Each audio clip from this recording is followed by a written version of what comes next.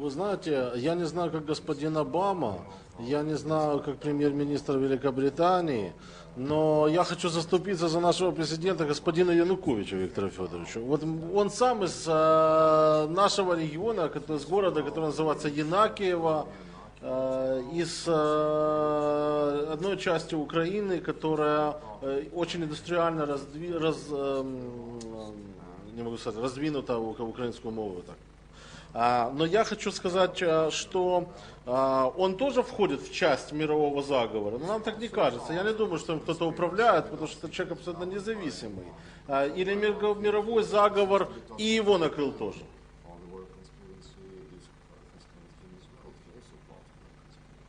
Well, anyone who is in a position of power within the control system, and by being a president you are in that structure, is governed by that structure. You don't have to be doing it in awareness. Most people who are in positions of power are not in awareness of how the power structure works, but they are still controlled and dictated by it to a very, very large extent. I mean, I understand that the president, for instance, is keen on Ukraine joining the European Union. For whatever reason he may be keen on it, that would be the end of the Ukraine as an independent country. So what his motivations are, people can discuss, but the fact that he's has designs to take Ukraine into the European Union will be a disaster for this country, as it's a disaster for my own. Быть в системе контроля, в этой системе власти и быть от нее свободной невозможно. Вы неизбежно ей подчиняетесь и являетесь частью этого механизма управления, и это очевидно. Но это не обязательно значит, что это управление, это ваша зависимость от этой системы контроля совершенно осознанно. Возможно, люди совершенно неосознанно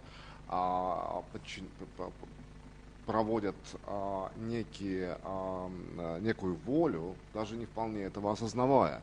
В этом смысле, допустим, желание господина Януковича вступить, чтобы Украина вступила в Евросоюз обязательно, тут мотивация может быть какая угодно, но в конце концов такого рода вступление послужило бы глобальной повестке дня, и это и стало бы концом независимости Украины.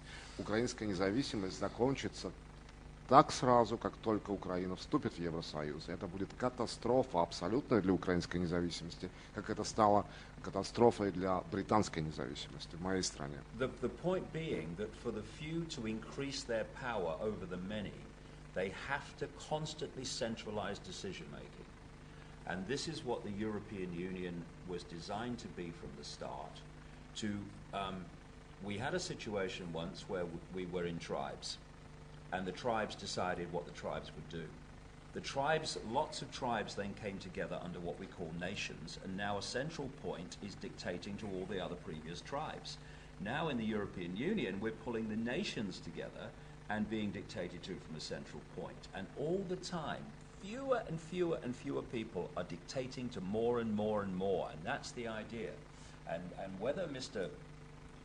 Януковиче is doing this because he's part of the manipulation, or whether he's doing it because he's been persuaded it's the best thing, either way it's going to be a disaster for Ukraine if they go ahead.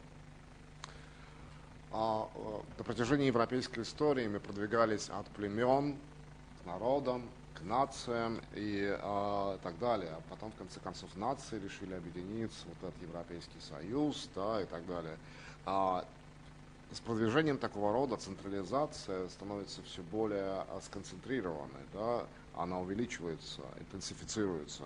И по нарастающей на протяжении истории многовековой идет так, что все меньше и меньше людей контролирует все большее и большее количество людей. И в этом смысле, что касается независимости Украины и украинского вступления в ЕС, и воли президента Януковича вступления Украины в ЕС, то по любой причине, то ли из-за того, что он убежден сам лично убежден и сам лично желает того, чтобы Украина вступила в ЕС, или потому что его так убедили или сманипулировали им таким образом. В любом случае, вступление в Евросоюз будет означать для независимости Украины абсолютная катастрофа. Силы зла.